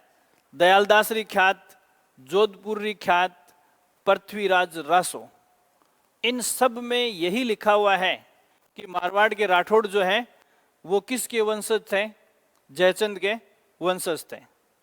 तीसरा सवाल, यदि हम इतिहासकार पंडित गौरीशंकर हीराचंद ओझा के पक्ष को अध्ययन करते हैं तो वो कहता है कि बदायूं में जो राठौड़ थे वही राठौड़ मारवाड़ में आए, तो बदायूं के राठौड़ों की एक शाखा मानता है वो। चौथा मत, यदि हम राठौड़ वंश महाकाव्य की बात करें तो वो ये कहता है कि ये किसी की संतान नहीं है, इनकी उत्पत्ति तो शिव के शीश पर चढ़े चंद्रमा से हुई है। अब कैसी कैसी कल्पना कर लेते हैं। तो कुल मिलाकर समझ गए होंगे कि हमारे पास इनका अकाउंट नहीं है, फिर भी अपन को ज्यादातर जो चीजें मिलती हैं, भाई किसी विशिष्ट शाखा से अगर इनको बिलोंग करके चलें तो अधिकांश साहित्य है जो हमें जयचंद गढ़वाल से इनको जोड़कर मिलता है। मतलब कुछ लोगों के नाम हमें वंशावलियों में कहीं न कहीं इर्द गिर्द मिलते हैं, इसलिए हम इनको यहीं से शुरू करेंगे, ठीक है। तो इसमें पहला, राठौड़ शब्द की उत्पत्ति राष्ट्रकूट से मानी जाती है, राष्ट्रकूट शब्द से मानी जाती है, राष्ट्रकूट शब्द से मानी जाती है। अतः इनकी उत्पत्ति दक्षिण की जाति राष्ट्रकूट जाति भी है, अतः इनकी उत्पत्ति दक्षिण की जाति राष्ट्रकूट से मानी जाती है, मानी जाती है।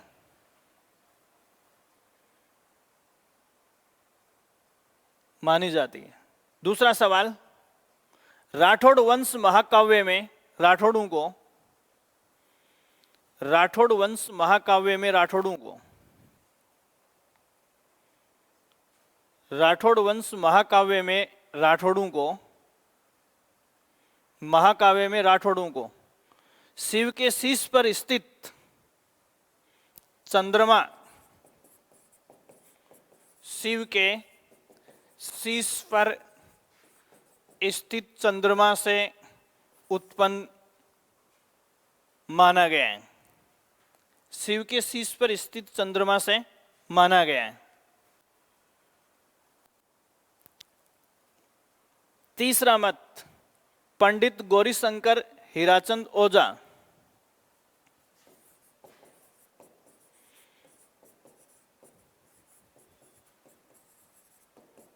पंडित गौरीशंकर हीराचंद ओझा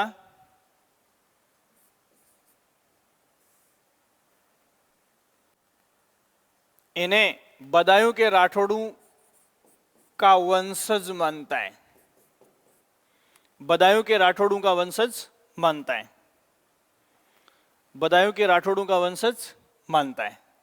ये मत प्रचलित है, लेकिन हमें इसको हिस्ट्री में जिस चीज से जोड़कर चलना है, जिसका अपने को साहित्य में उल्लेख मिलता है, तो हम बेसिकली इसे किससे जोड़कर चलेंगे? जयचंद गढ़वाल से, कन्नौज नरेश से, जो संयोगिता का पिता था, जिसके बारे में उनके वंश की किसी पीढ़ी से यहाँ इन्होंने रहना शुरू किया था। तो आप इसमें एक साथ लिखो, मुहणोत नैणसी या नैणसिरी ख्यात लिख लो, ने साहित्य का नाम ही लिख लो सीधा, नैणसिरी ख्यात कोमा नैणसिरी ख्यात कोमा दयालदासरी ख्यात, नैणसिरी ख्यात कोमा दयालदासरी ख्यात कोमा जोधपुरी ख्यात, जोधपुरी ख्यात तथा पृथ्वीराज रासो, मतलब चंद्रवरदाई पृथ्वीराज रासो के अनुसार मारवाड़ के राठौड़ कन्नौज के शासक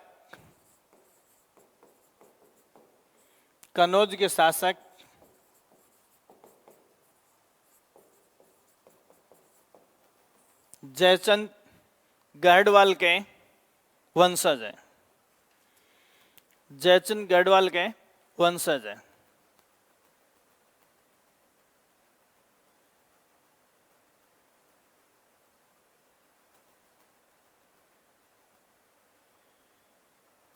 ठीक है, देखो इनका प्रदेश अरावली के पश्चिम में है। कुछ चीजें डिटेल से अपन देखें तो अरावली के पश्चिम में है। अब ये कैसे आए? तो हमने इससे पहले सोलंकियों की बात की है। सोलंकी कहां थे? सोलंकियों को कहां पढ़ा आपने? हैं? इतिहास में।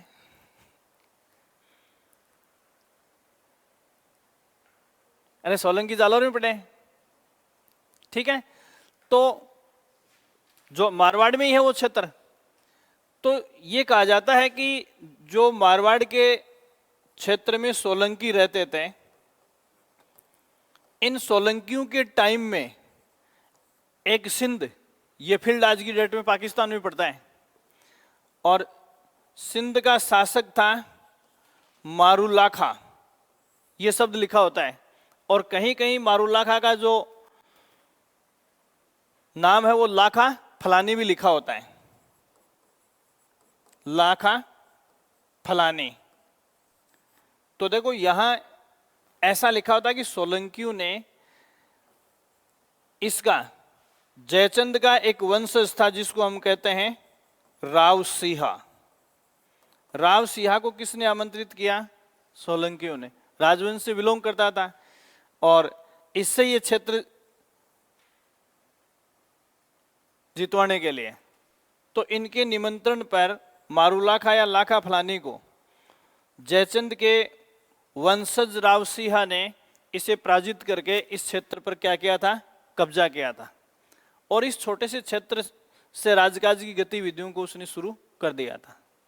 जिस तरह से सामंत या सरदार या जागीरदार जो काम को देखते थे उस हिसाब से। इसलिए मारवाड़ के राठौड़ों का आदि पुरुष किसको मानेंगे? राव सिंहा को। अपने सारे ग्रंथों को यदि पढ़ें तो ज्यादातर झुकाव इन साहित्यों की ओर ही जाता है। ठीक है, तो दूसरा सवाल, कहा जाता है कि जयचंद के वंशज राव सिंहा ने सोलंकियों के कहने पर, जयचंद के वंशज राव सिंहा ने सोलंकियों के कहने पर, सोलंकियों के कहने पर, सोलंकियों के कहने पर मरुभूमि में निवास किया। सोलंकियों के कहने पर मरुभूमि में निवास किया तथा सिंध के सरदार मारूलाखा, सिंध के सरदार मारूलाखा या लाखा फलानी को पराजित कर, लाखा फलानी को पराजित कर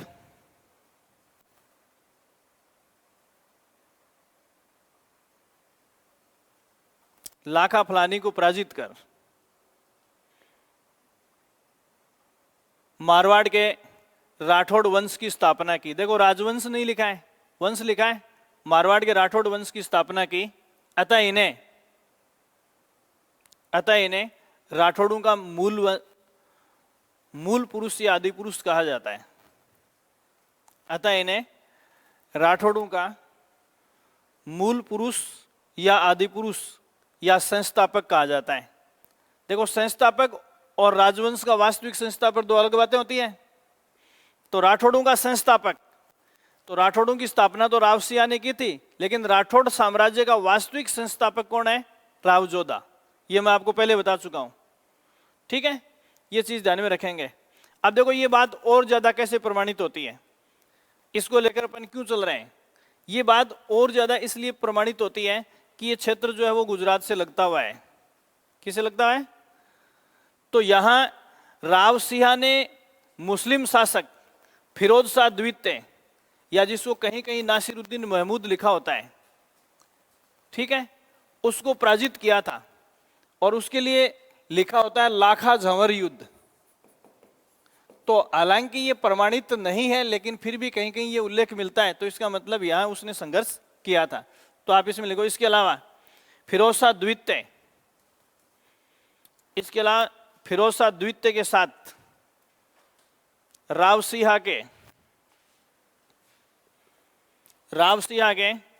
लाखा झंवर नामक युद्ध का उल्लेख भी मिलता है।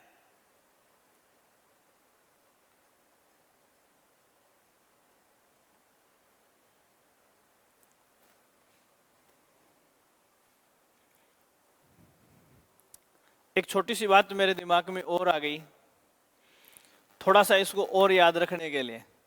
सोलंकियों के कहने से कैसे आ गया ये यहाँ? है कोई तार तो जोड़ना है ना, है? ऊपर लिख लो आप इसमें, राव सिंहा की पत्नी पार्वती सोलंकी वंश से थी, मतलब चरगिया बन के आया था। हाँ, ऊपर थोड़ा सा अटैच करने के लिए, राव सिंहा की पत्नी पार्वती सोलंकी वंश से थी।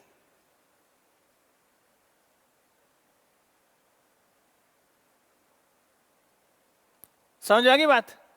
एक इसके ऊपर सवाल, जैसे बिट्ठू शिलालेख कहां आज की डेट में?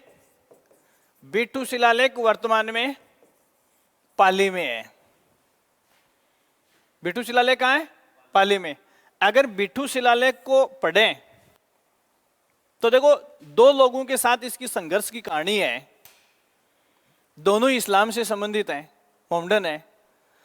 तो देखो लास्ट इसका अंत भी ऐसे होता है, मतलब बिट्ठू शिलालेख में लिखा हुआ है कि रावसिंहा जो है वो मुसलमानों के विरुद्ध गो रक्षार्थ युद्ध करते हुए वीरगति को प्राप्त हुआ, और इसके मरने के बाद इसकी जो सोलंकी पत्नी पार्वती है वो भी क्या हुई थी, सती हो गई थी। ठीक है, तो आप इसमें लिखो बिट्ठू शिलालेख के अनुसार, बिट्ठू शिलालेख कहाँ है वर्तमान में, पाली में है। बिट्ठू शिलालेख के अनुसार रावसिंहा मुसलमानों के विरुद्ध गो रक्षार्थ लड़ते हुए शहीद हुआ, गो रक्षार्थ लड़ते हुए शहीद हुआ।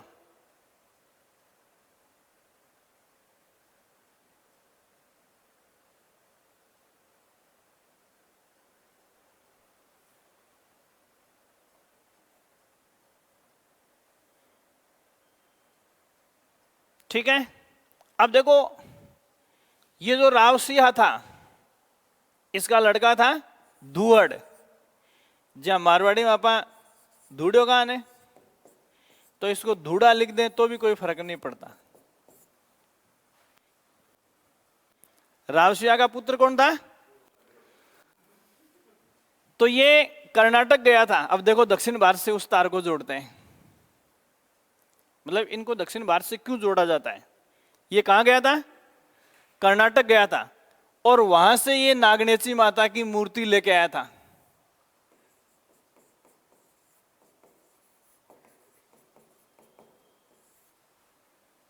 नागनेची माता की मूर्ति लेके आया था, और उस मूर्ति को उसने कहां लगवाया, इसका नाम कैसे पड़ा, तो नगाना गांव है कहां, बाड़मेर में, वहां एक मंदिर बनाकर इसने इस मूर्ति को लगवाया।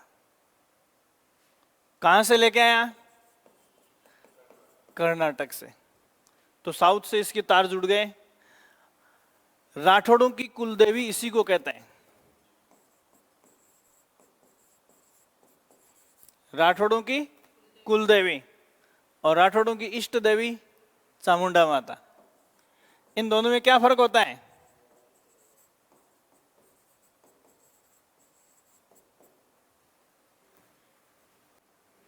क्या फर्क होता है इष्ट देवी में और कुलदेवी में। देखो कुलदेवी होती है जिसकी वजह से वंश परंपरा बनी रहती है, जहां अपने कुल देवता रिगतन माने है ना, जिसको जड़ूला अवतार कहते हैं ना, मतलब कहते हैं कि उसके प्रकोप से वंश का खात्मा हो सकता है। कुल देवता या कुल देवी जो भी होता है उससे वंश परंपरा बनी रहती है। ठीक है, इष्ट देवी जिसके आशीर्वाद से आदमी बड़ी उपलब्धियों को हासिल करता है। तो ये लोग जिसके आशीर्वाद से लड़ाइयां लड़ने जाते थे, उससे पहले पूजा अर्चना किसकी करते थे, चामुंडा माता की। आज की डेट में दोनों के ही मंदिर जो है वो मेहरानगढ़ दुर्ग जोधपुर में है। पॉपुलर जो मंदिर है राठौड़ों की कुलदेवी और राठौड़ों की इष्ट देवी। ठीक है, किस किस के, नागणेची और चामुंडा माता के। दोनों के मंदिर किस में है, मयूर ध्वज में है, मेहरानगढ़ दुर्ग में, जोधपुर फोर्ट में है। तो ये किसकी देन है, धूड़ा की।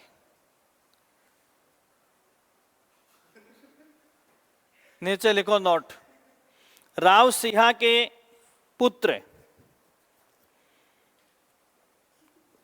या ऐसे लिख लो, देखो रावसिंहा लिखा है ना, इसको दो भागों में बांट लो, धुहड़ और आस्करण, थोड़ा सा और भी हो जाए, ये इसका उत्तराधिकारी बना था तो फैसला छोटा सा और हो जाए।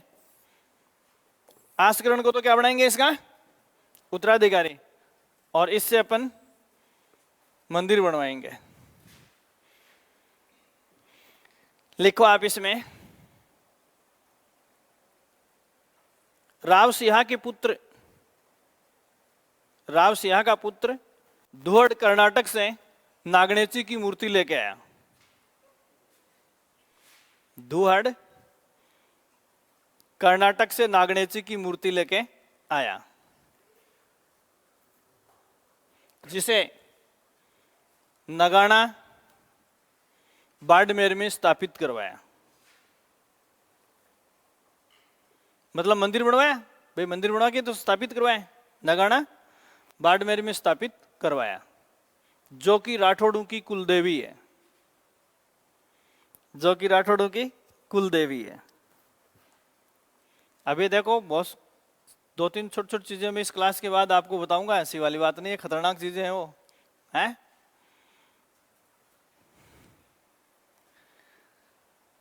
जबकि राठौड़ों की इष्ट देवी चामुंडा माता है, राठौड़ों की इष्ट देवी चामुंडा माता है, चामुंडा माता है। ये आसनाथ लिखना, इसको करण की जगह क्या लिखोगे, आसनाथ। आसकरण तो आगे पढ़ेंगे मारवाड़ में, आसनाथ लिखो आप इसमें।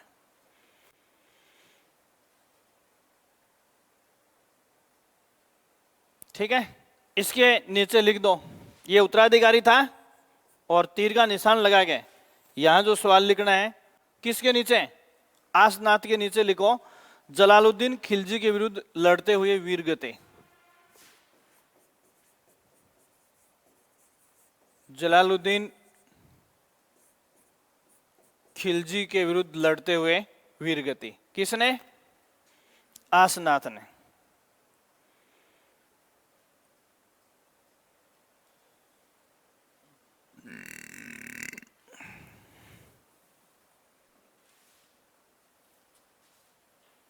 ठीक है, अब देखो यहां इसी कुनबे से एक सरदार और था, जिसको अपन किसके नाम से पढ़ते हैं, वीरमदेव के, इसी वंश से। अब उसके प्रमाण नहीं है, क्या नाम पढ़ते हैं, वीरमदेव।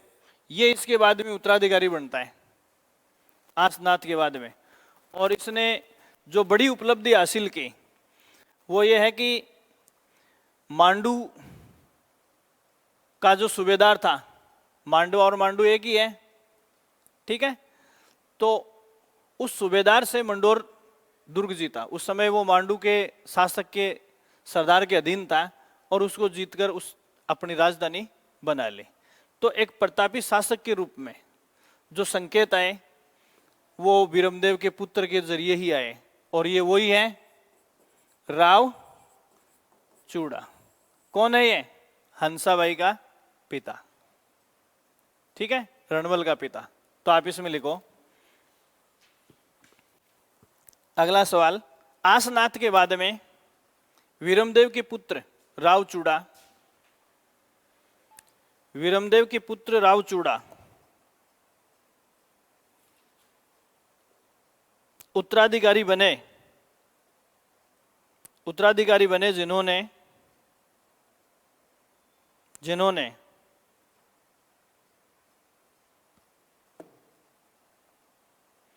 मांडू के सूबेदार से मंडोर दुर्ग जीतकर उसे अपनी राजधानी बनाया।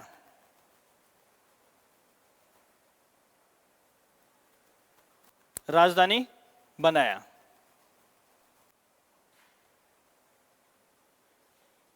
इन्हें मारवाड़ का प्रथम प्रतापी शासक कहा जा सकता है। वास्तविक तो नहीं मान सकते, प्रथम प्रतापी शासक कहा जा सकता है।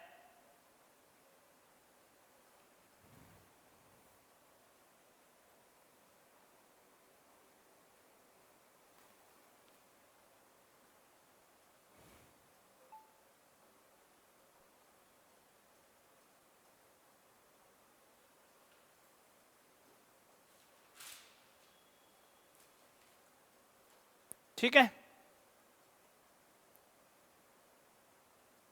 क्यों कहा जा सकता है? तो देखो, अब तक ये खुद किसी के सामंत थे, अब तक ये खुद किसी के सामंत थे, और मंडोर दुर्ग कब्जे में लेते ही खुद मारवाड़ में अपने सामंत रखने लग गए। तो आप कोष्टक में लिखो अपने अधीन सामंती प्रथा की शुरुआत। मतलब मंडोर दुर्ग जीतते ही अपने अधीन सामंती प्रथा की शुरुआत, जो राव जोधा के समय पूर्णतः विकसित हुई। मतलब अपने अधीन सामंत रखना शुरू कर दिया था, जो राव जोधा के समय पूर्णतः विकसित हुई। अब तक ये खुद किसी के सामंत कहला रहे थे।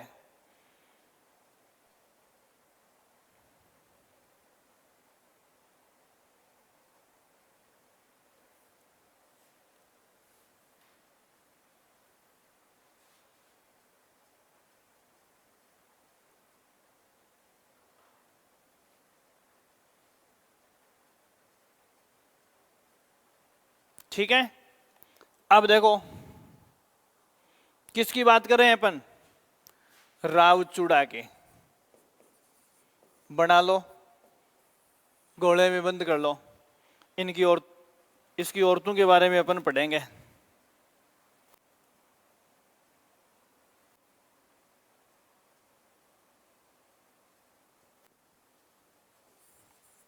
पहला है जो आपको किताबों में मिलता है, प्रतिहार शासक। कौन था? इंदा। एक प्रतिहार शासक का नाम मिलता है इंदा। और आपको ये मिलेगा कि अपनी पुत्री की शादी किसके साथ की? पुत्री की शादी राव चूड़ा से कर मंडोर, बोल दो आगे, दुर्ग दहेज में दिया। ऊपर वाली बात से कंट्रोवर्सी हो गई ना। तो हो सकता है कि संभवतया जिस सरदार को हराया वो इनके नियंत्रण में हो, तो शादी करके ये ऐसे भी कहते हैं कि हमने तो दहेज में दिया है, हमारे नहीं है, अपनी कमी को छुपाने के लिए। लेकिन एक ऐसी चीज मिलती है, ये मतलब ये प्रमाण अपने को। लेकिन एक्चुअल में आपको मानना यही है कि इसने किसको? मांडू के सूबेदार को पराजित करके ये जीता था।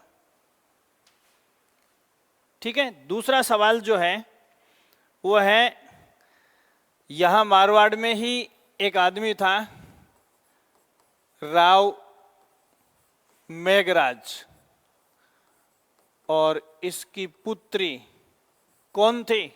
राव मेघराज की पुत्री थी किशोरी कुंवरी। कौन थी? किशोरी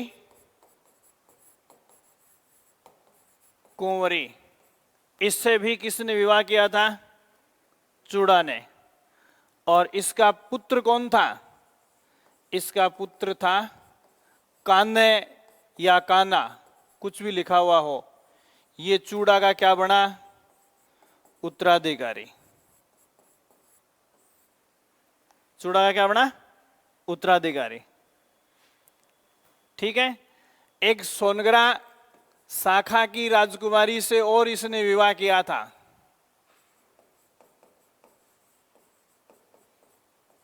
सोनगरा शाखा की जिस राजकुमारी से विवाह किया था उसका नाम है चांद कंवर। क्या है? चांद कंवर। ठीक है। इसी चांद कंवर ने जोधपुर की चांद बावड़ी बनाई थी। जोधपुर की चांद बावड़ी चूड़ा की पत्नी चांद कंवर ने बनाई थी।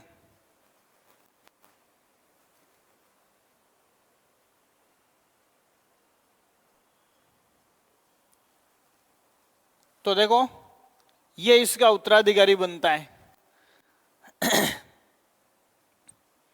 इसका जो लड़का था वो ज्येष्ठ था। किसका? चांद कंवर का। उत्तराधिकारी ये बनना चाहिए था। इसलिए ये नाराज होकर कहां चला गया था? सोनगरे कहां के थे उस समय? इसके पास जाने के लिए क्या बचा था? मेवाड़ चला गया था। तो यहां इसका उत्तराधिकारी कौन बना? कान्हा। ठीक है। अयोग्य शासक था पूर्णतया ये। अब देखो क्या होता है, ये रावचूड़ा जो है इसका अंत कैसे होता है? पहले रावचूड़ा के बारे में एक आ जाता है कि ये बाटियों के विरुद्ध लड़ते हुए मारा गया, और थोड़े टाइम बाद में सांखला और बाटियों के साथ लड़ते हुए ही ये मारा गया। तो इन दोनों के नीचे गोले में लिखो, पहले रावचूड़ा बाटियों से लड़ते हुए मारा गया। रावचूड़ा बाटियों से लड़ते हुए मारा गया तथा कुछ समय पश्चात राव कान्हा सांखला व बाटियों से लड़ते हुए मारा गया।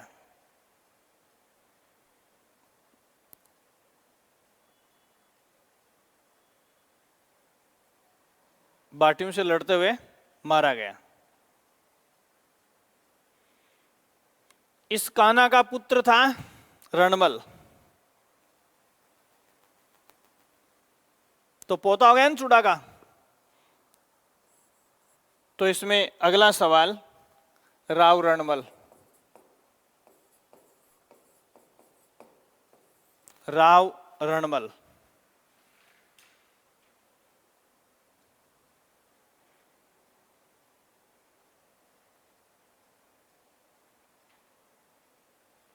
इसके बारे में कुछ नहीं बताना है, वही बातें हैं जो मेवाड़ में अपने पूरी पढ़ ली है। मेवाड़ की हिस्ट्री में जो पढ़ा है, मेवाड़ के साथ हो गया है, वही राघव देव, वही बारमली, वही हंसाबाई है। मेवाड़ की हिस्ट्री में जो अपन ने पढ़ा है वो सारा वो का वही ध्यान में रखना आपको। और अगला शासक है राव जोधा, और इसमें लिख लो मारवाड़ में राठौड़ वंश का वास्तविक संस्थापक राव जोधा। मारवाड़ में राठौड़ वंश का वास्तविक संस्थापक। ये चीज अपन अगली क्लास में देखेंगे।